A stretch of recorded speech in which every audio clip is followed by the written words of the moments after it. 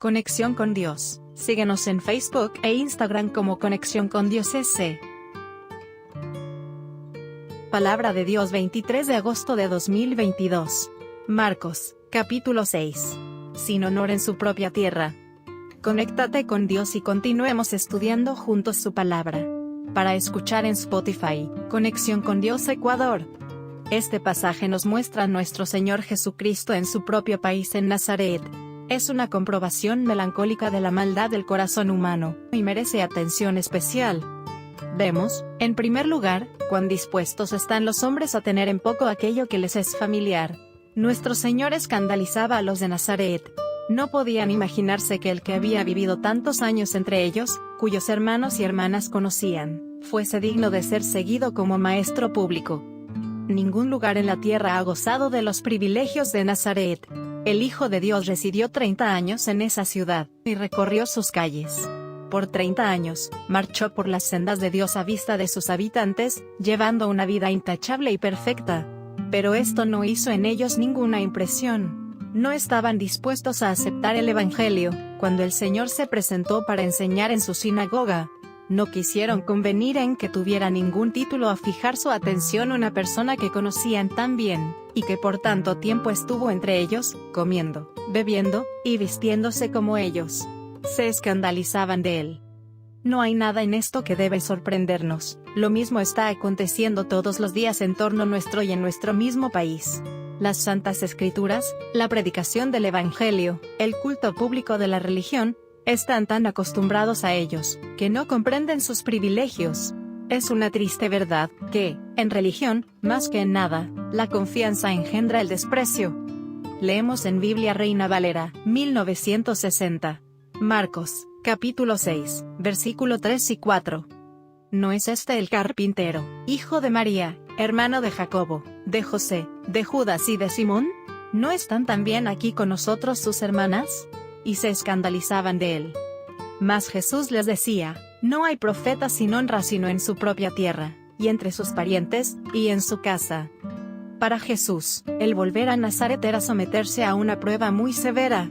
Volvía a su pueblo, y nadie encuentra críticos más rigurosos que los que le han conocido desde la niñez.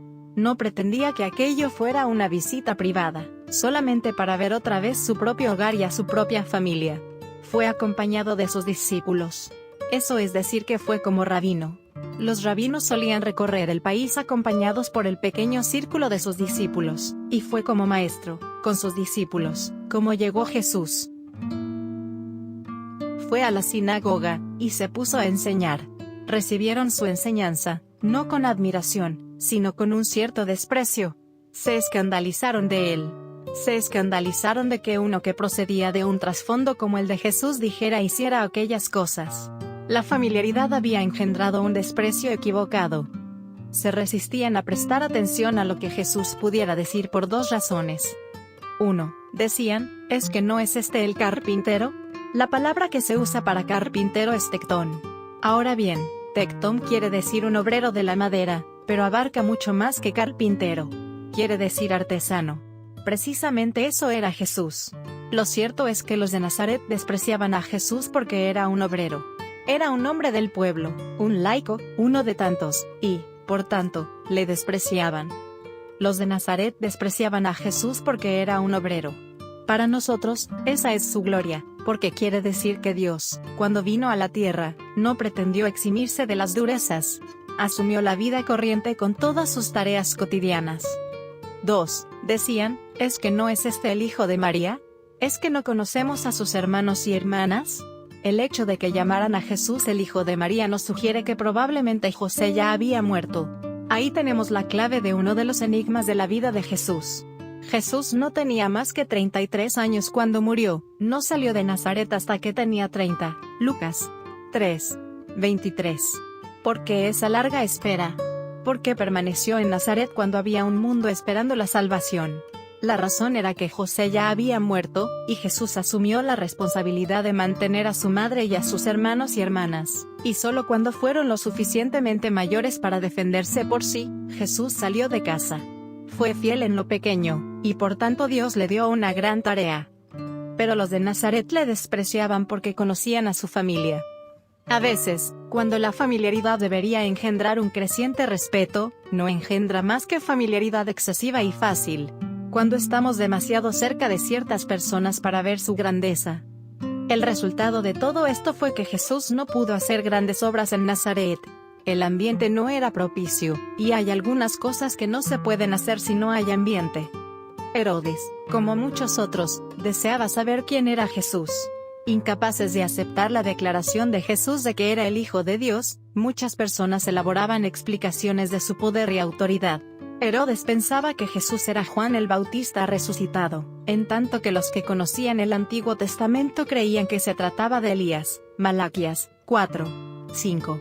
Otros incluso creían que era un profeta, maestro en la tradición de Moisés, Isaías o Jeremías. Todavía hoy la gente tiene que definirse en cuanto a Jesús.